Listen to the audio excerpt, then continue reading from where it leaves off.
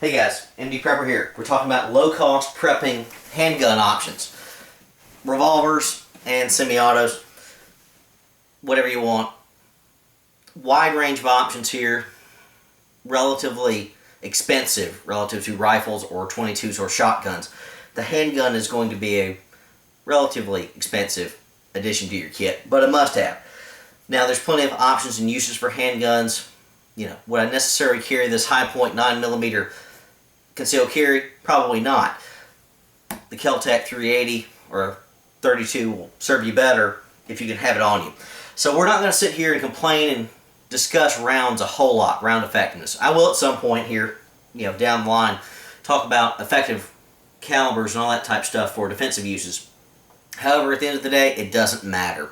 The pistol you have on you is better than the pistol or the rifle or the shotgun you left at home. I would much rather have this little 32 Kel-Tec on me than the AK-47 or AR-15 I left at home. Which one's better?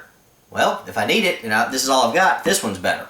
I'd rather have a 22 pocket pistol. I'd rather have a 25 ACP.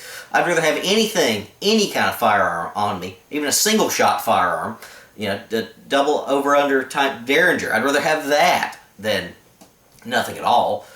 Anything's better than nothing. Comes down to cost, affordability, what you can afford to shoot, etc. So that's going to be a personal decision. I've got lots of lower-end firearms that I shoot a lot and love. Everything on here I would trust with my life. All of these. The Taurus Millennium Pro, the High Point, yes, I said High Point, I'd trust it with my life, yes I would. Kel-Tec, Taurus, etc. We're going to be talking about all those and breaking them down. Comes down to your needs. Do you need concealed carry? Maybe you don't. Maybe you can't conceal carry. Maybe you can't keep a firearm in your car. So, maybe you can go for something bigger.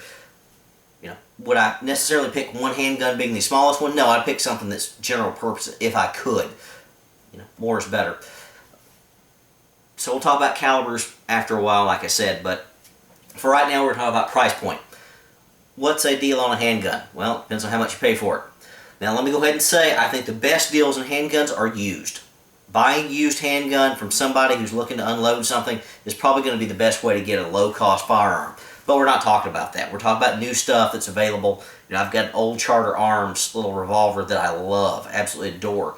Not that accurate, but tremendous trigger on it. I've carried it a tremendous amount. But they don't make ones like that anymore. I bought it at a pawn shop for $175. Newer model is going to cost me $350 or more, if that's what you want to pay.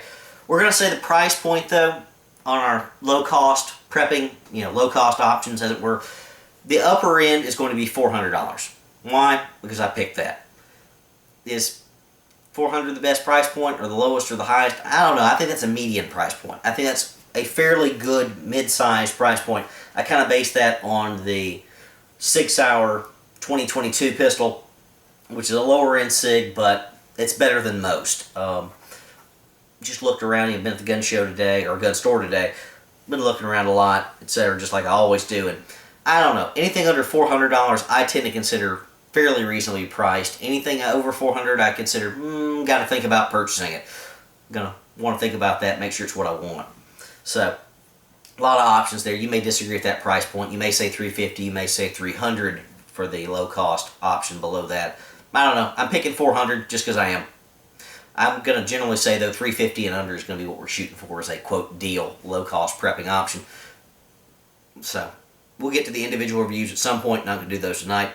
But any caliber you have on you is better than the caliber you left at home. So, don't get too caught up on caliber restrictions. It comes down to what you can shoot, what you can afford, and possibly what you've already got. If you've already got other 38s, well, I'd look at a 38 for concealed carry. If I've got a 22 rifle and that's all I've got, and I don't have the money to pay for a 9mm or 38 special or whatever, well, maybe I need a 22 pistol. Lots of options there. Again, I don't want to get hit by a 22 pistol or anything else. So, any firearm in the storm, or any port in the storm, is going to be worth it. So, we're going to talk about the individual options, lots of them, in the handgun realm of prepping options on the, quote, cheap.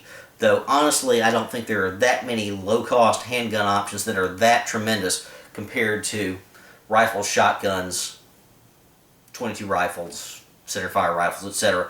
Handguns are going to cost you more because they're handguns. They're smaller, they're more compact, They just need to be better made overall. So we'll be talking about these in the future.